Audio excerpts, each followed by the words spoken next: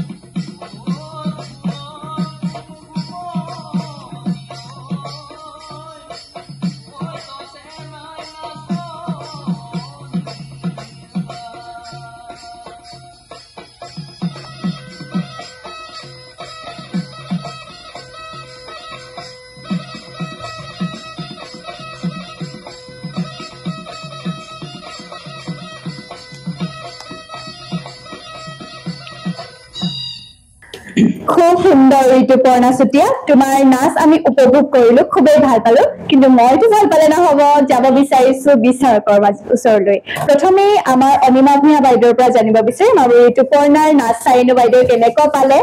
ঋতুপৰ্ণা তুমি নাচিলা আমি চালো আৰু চাই আমি ভালেই পালো কিন্তু ভাল পালেইতো নহ'ব তোমাৰ নাচটোত ভুল কুটি ৰোগ কুটিখিনি আমি ক'ব লাগিব তেতিয়াহে তুমি আগলৈ এগৰাকী সম্পূৰ্ণ নাচনী হৈ গঢ় ল'বা তোমাৰ নাচত যিখিনি ভংগীমা থাকিব লাগে আটাইখিনি ভংগীমা ফুটি উঠা নাই আৰু কিছুমান ভংগীমা থাকিও গৈছে পৰাপক্ষত বিহুৰ ভংগীমা আটাইকেইটাই প্ৰকাশ কৰিবলৈ চাব লাগে আৰু তেতিয়া তোমাৰ সুন্দৰ হয় আৰু ভংগীমাকেইটাৰো অৰ্থ আছে পদচালনাও তোমাৰ দুৰ্বল সেইবোৰো তুমি যত্ন ল'ব লাগিব চেষ্টা কৰিব লাগিব তেতিয়া তুমি আগলৈ এগৰাকী সুবিহুৱতী হ'বা আৰু তোমাৰ ভৱিষ্যত উজ্জ্বল কামনা কৰিলোঁ ঠিক আছে বাইদেউৰ ফালৰ পৰা ঋতুপৰ্ণাক কিমান মূল্যাংকন দিব বিচাৰিব 17 ধন্যবাদ অনিমা ভূঞা বাইদেউ ইয়াৰ পাছতে আমি জানিব বিচাৰিম আমাৰ শ্ৰদ্ধা সুলেধৰ গগৈ ছাৰৰ পৰা ছাৰ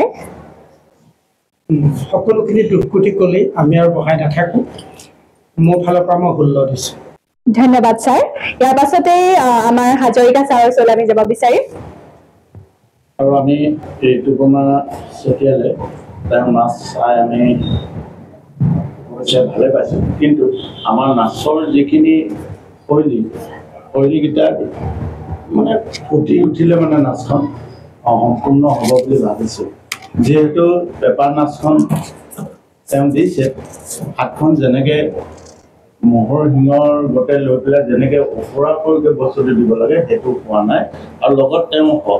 সহকাৰীগৰাকী যিটো মানে পাল কাটি গৈছে মাজে মাজে সেইখিনিৰ ওপৰত অকণমান গুৰুত্ব দিব আৰু বাকী তেওঁৰ নাচ ভালেই হৈছে আৰু ভৱিষ্যত তেওঁ উজ্জ্বল কামনা কৰিছোঁ ইমানকৈ কৈ সময় পাইছোঁ ছাৰৰ ফালৰ পৰা কিমান মূল্যাংকন কৰিব মোৰ ফালৰ পৰা তেওঁ 20 নম্বৰ আগবঢ়াইছে ধন্যবাদ ছাৰে 20 নম্বৰ প্ৰদান কৰিছে ঋতুপৰ্ণা ইয়াৰ পাছতে আমি আমাৰ মাজত থকা যি অতিথি বিচাৰক ছাৰেনো কেনেকুৱা পালে ছাৰৰ ওচৰলৈ আমি যাব বিচাৰিছোঁ নমস্কাৰ আসাম ফক ডেন্স অনুষ্ঠানটিৰ ছিজন 1 যি গ্ৰেণ্ড ফিনালে এটা আমাক অতিথি বিচাৰক হিচাপে আমন্ত্ৰণ কৰি আহিছোঁ আমি প্ৰথমগৰাকী প্ৰতিযোগীক আমি তেওঁৰ নাচ চালোঁ ঋতুপৰ্ণা চেতিয়া নাচ সুন্দৰ হৈছে কিন্তু বিশেষকৈ বিহু বুলি ক'লে যিটো উদ্যম থাকিব লাগে সেইটো পৰিস্ফুট হোৱা নাই উদ্যমটো থাকিব লাগিব আচলতে উদ্যমটো নহ'লে গোটেই বিহু নাচ বুলি ক'লে ইয়াত স্বতঃস্ফূৰ্তভাৱে অহা এটা বস্তু তেজত থাকিব লাগিব আৰু ইয়াত মানে কিবা কৃত্ৰিমভাৱে কৰা নিচিনা দেখাইছে কৃত্ৰিম ধৰি বান্ধি আনি পেলাই যেন নচুৱাইছে তেনেকুৱা এটা পৰিৱেশ হৈছে যাই নহওক আমি শুভেচ্ছা জনাইছোঁ অদূৰ ভৱিষ্যতে যাতে অনাগত দিনত খুব সুন্দৰকৈ প্ৰদৰ্শন কৰি বিহু নাচ যাতে বিহুৰ ঐতিহ্য ৰক্ষা কৰাৰ ক্ষেত্ৰত চেষ্টা কৰে আমি শুভেচ্ছা জনাইছোঁ ধন্যবাদ থাকিল পাছতে আমি পোনপটীয়াভাৱে যাব বিচাৰিছোঁ আমাৰ দ্বিতীয়গৰাকী প্ৰতিযোগীৰ ওচৰলৈ দ্বিতীয়গৰাকী প্ৰতিযোগী হৈছে অমলজ্যোতি ডেকা আৰু তেখেত হৈছে মঙলদৈ দৰঙৰ পৰা তেখেতৰ বয়স 16 বছৰ আৰু খ শাখা এয়া আমাৰ মাজত অমলজ্যোতি ডেকা